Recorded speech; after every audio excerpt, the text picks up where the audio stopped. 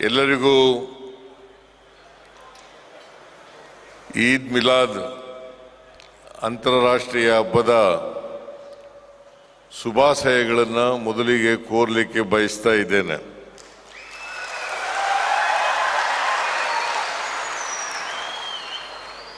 ಈ ಕಾರ್ಯಕ್ರಮದಲ್ಲಿ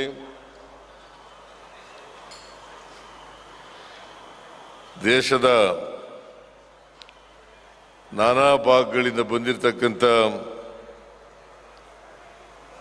ಮುಸಲ್ಮಾನ್ ಧರ್ಮಗುರುಗಳೇ,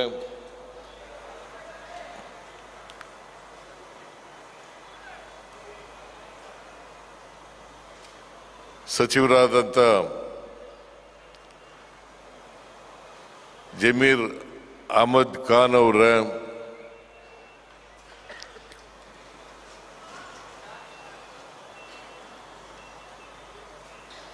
ಮುಖ್ಯಮಂತ್ರಿಗಳ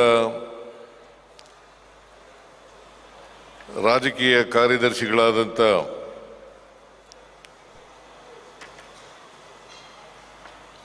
ಶ್ರೀ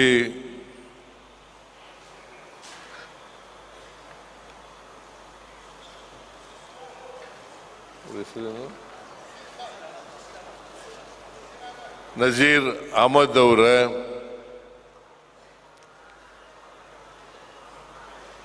ಎಲ್ಲ ಮುಸಲ್ಮಾನ್ ಸಮಾಜದ ಮುಖಂಡರುಗಳೇ, ಮುಸಲ್ಮಾನ್ ಸಮುದಾಯದ ಎಲ್ಲ ಆತ್ಮೀಯ ಬಂಧುಗಳೇ, ಮಾಧ್ಯಮದ ಸ್ನೇಹಿತರೇ, ಇತರ ಎಲ್ಲ ಬಂಧುಗಳೇ, ರಾಜ್ಯದ ಎಲ್ಲ ನಾಗರಿಕರಿಗೆ, ವಿಶೇಷವಾಗಿ ಮುಸ್ಲಿಂ ಬಾಂಧವರಿಗೆ ಈದ್ ಮಿಲಾದ್ ಉನ್ ನಬಿ ಹಬ್ಬದ ಆರ್ಥಿಕ ಶುಭಾಶಯಗಳನ್ನು ಕೋರಲಿಕ್ಕೆ ಬಯಸ್ತಾ ಇದ್ದೇನೆ.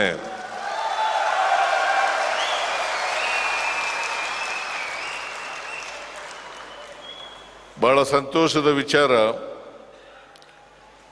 ಜಮೀರ್ ಅಹಮದ್ ಖಾನ್ ಹೇಳಿದರು, ಈ ವರ್ಷ ವಿಶೇಷವಾಗಿ ಈ ಹಬ್ಬವನ್ನು ಆಚರಣೆ ಮಾಡ್ತಾ ಇದ್ದೀವಿ,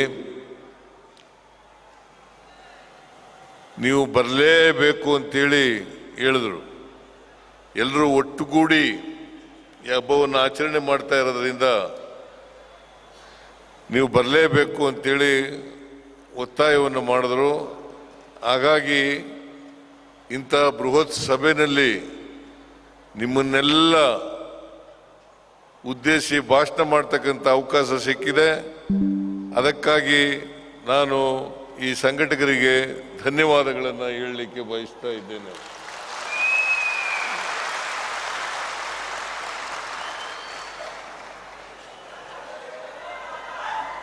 ಈ ಅಂತಾರಾಷ್ಟ್ರೀಯ ಮಿಲಾದ್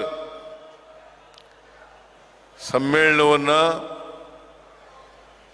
ಉದ್ಘಾಟನೆ ಮಾಡಬೇಕು ಅಂತೇಳಿ ಹೇಳಿದ್ದಾರೆ.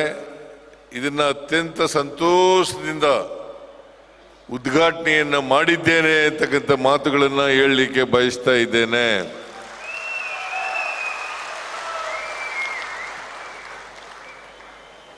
ಈದ್ ಅಂದ್ರೆ ಹಬ್ಬ,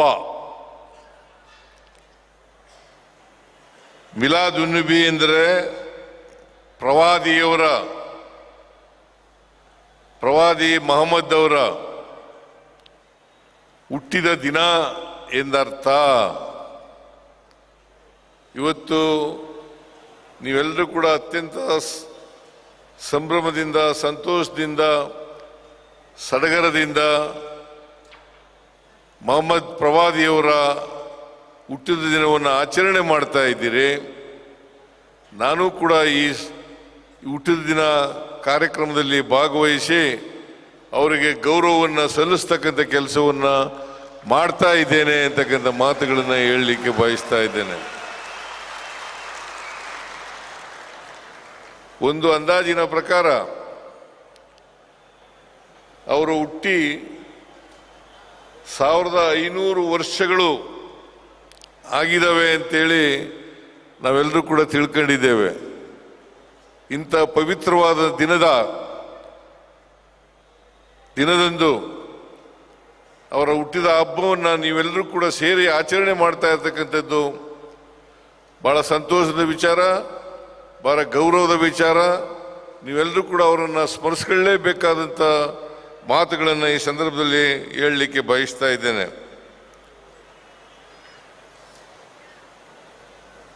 ಮಾನವ ಇತಿಹಾಸದಲ್ಲಿ ಪ್ರವಾದಿಯವರ ಬೋಧನೆಗಳು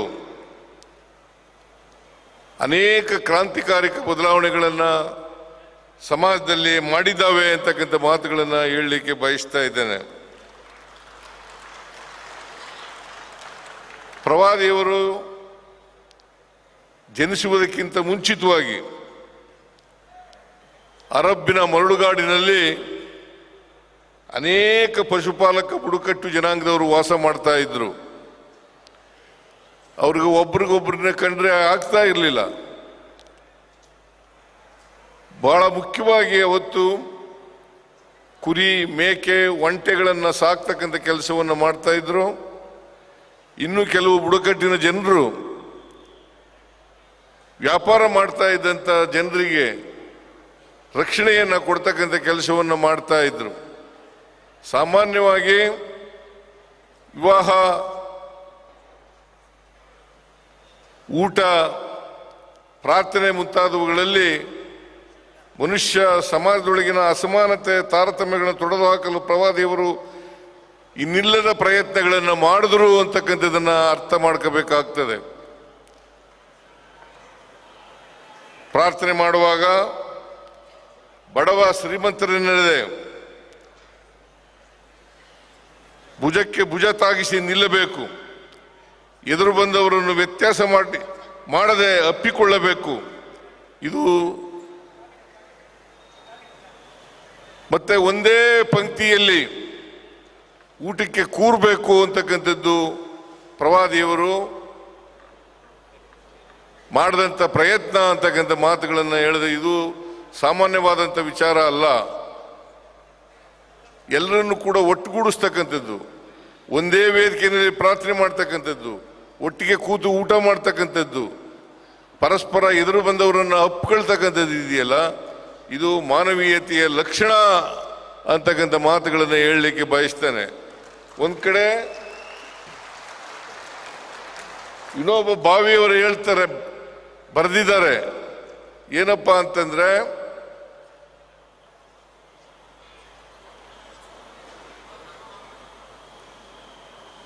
ವಿನೋಬ ಭಾವೆಯವರು ಹೇಳ್ತಾ ಇರ್ತಕ್ಕಂಥ ವಿಚಾರ ಏನು ಅಂತಂದ್ರೆ,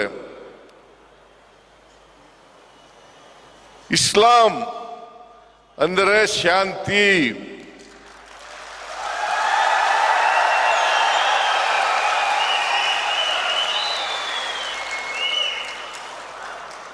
ಮೊಹಮ್ಮದ್ ಪ್ರವಾದಿ ಅಂದ್ರೆ ಶಾಂತಿ ದೂತ.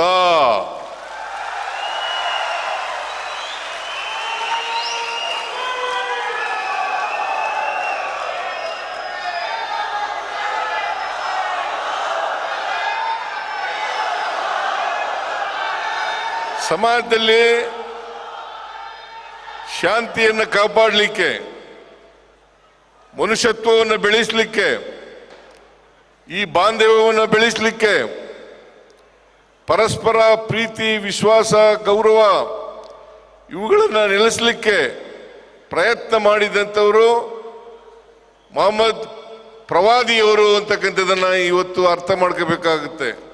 ಹೇಗೆ 12ನೇ ಶತಮಾನದಲ್ಲಿ ಬಸವಣ್ಣವರು ಸಮಾಜದಲ್ಲಿ ಜಾತಿ ಹೋಗ್ಬೇಕು, ವರ್ಗ ಹೋಗ್ಬೇಕು, ಎಲ್ಲರೂ ಕೂಡ ಸಮಾನತೆಯಿಂದ ಬಾಳಬೇಕು, ಮನುಷ್ಯತ್ವದಿಂದ ಬಾಳಬೇಕು, ಸಮಾನತೆ ಬರಬೇಕು, ಸಮಾಜ ನಿರ್ಮಾಣ ಆಗಬೇಕು ಅಂತೇಳಿ ಪ್ರಯತ್ನವನ್ನು ಮಾಡಿದ್ರು. ಅದೇ ರೀತಿಯಲ್ಲಿ ಮೊಹಮ್ಮದ್ ಪ್ರವಾದಿಯವರು ಈ ಮನುಷ್ಯತ್ವ ಬೆಳಿಬೇಕು, ಪರಸ್ಪರ ದ್ವೇಷ ಅಸೂಯೆಗಳಿರಬಾರ್ದು, ಪ್ರೀತಿ ವಾತ್ಸಲ್ಯಗಳು ನೆರಬೇಕು, ಕರುಣೆ ನೆಲೆಸಬೇಕು ಅಂತಕ್ಕಂಥದ್ದನ್ನ ಪ್ರಯತ್ನವನ್ನು ಮಾಡಿದ್ರು ಅಂತಕ್ಕಂಥದ್ದನ್ನು ಹೇಳಲಿಕ್ಕೆ ಇವತ್ತು ನಾನು ಪ್ರಯತ್ನವನ್ನು ಮಾಡ್ತಾ ಇದ್ದೇನೆ. ಅದರಿಂದ ಮೊಹಮ್ಮದ್ ಪೈಗಂಬರ್ರವರು,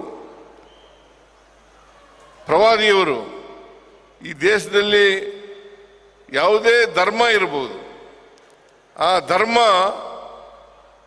ಸಹಿಷ್ಣುತೆಯನ್ನು ಬೆಳೆಸ್ಕೊಳ್ತಕ್ಕಂಥದ್ದು ಅತ್ಯಂತ ಅವಶ್ಯ. ನಮ್ಮ ಸಂವಿಧಾನದಲ್ಲೂ ಕೂಡ ಬಹಳ ಸ್ಪಷ್ಟವಾಗಿ ಹೇಳಿದ್ದಾರೆ. ಸಹಿಷ್ಣುತೆ, ಪರಮ ಧರ್ಮವನ್ನು ಪ್ರೀತಿಸ್ತಕ್ಕಂಥದ್ದು, ಬೇರೆ ಧರ್ಮವನ್ನು ಸಹಿಸ್ಕೊಳ್ತಕ್ಕಂಥದ್ದು, ಆ ಸಹಿಷ್ಣುತೆಯನ್ನು ಬೆಳೆಸ್ಕೊಂಡ್ರೆ ಬಹುಶಃ ಮನುಷ್ಯತ್ವ ತಾನಾಗೇ ಬೆಳೀತದೆ ಅಂತಕ್ಕಂಥ ಮಾತುಗಳನ್ನು ಹೇಳಲಿಕ್ಕೆ ಬಯಸ್ತಾ ಇದ್ದೇನೆ. ಇದನ್ನ ಮೊಹಮ್ಮದ್ ಪ್ರವಾದಿಯವರು ಜೀವನದುದ್ದಕ್ಕೂ ಮಾಡಿದ್ರು ಅಂತಕ್ಕಂಥದ್ದನ್ನು ಹೇಳ್ತಾ, ಇವತ್ತು ನೀವೆಲ್ಲರೂ ಕೂಡ ಸೇರಿ, ಇಷ್ಟೊಂದು ದೊಡ್ಡ ಪ್ರಮಾಣದಲ್ಲಿ ಸೇರಿ ಮೊಹಮ್ಮದ್ ಪ್ರವಾದಿಯವರ ಹುಟ್ಟಿದ ದಿನವನ್ನು ಆಚರಣೆ ಮಾಡ್ತಾ ಇದ್ದೀರಿ. ಅವರು ಯಾವ ದಾರಿಯನ್ನು ಹಾಕೊಟ್ಟಿದ್ದಾರೆ ಆ ದಾರಿಯಲ್ಲಿ ನಡೀತಕ್ಕಂಥ ಪ್ರಯತ್ನವನ್ನು ಮಾಡ್ತಕ್ಕಂಥದ್ದೇ ಅವರಿಗೆ ನಾವು ಸಲ್ಲಿಸ್ತಕ್ಕಂಥ ಮಹಾನ್ ಗೌರವ ಅಂತಕ್ಕಂಥ ಮಾತುಗಳನ್ನು ಹೇಳಲಿಕ್ಕೆ ಬಯಸ್ತಾ ಇದ್ದೇನೆ.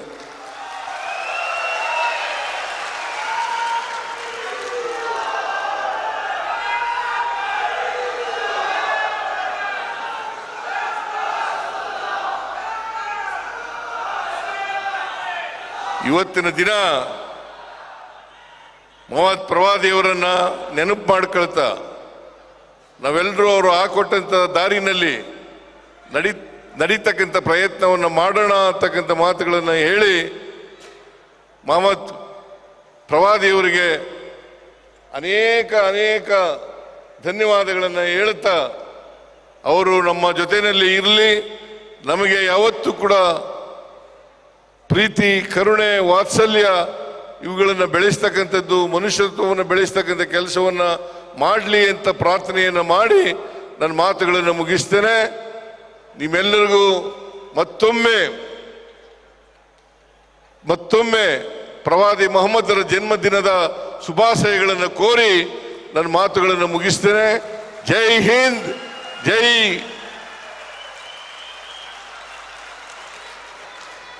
ಕರ್ನಾಟಕ, ಜೈ ಹಿಂದೂ ಮುಸಲ್ಮಾನ್. ನಿಮ್ಮೆಲ್ಲರಿಗೂ ನಮಸ್ಕಾರ.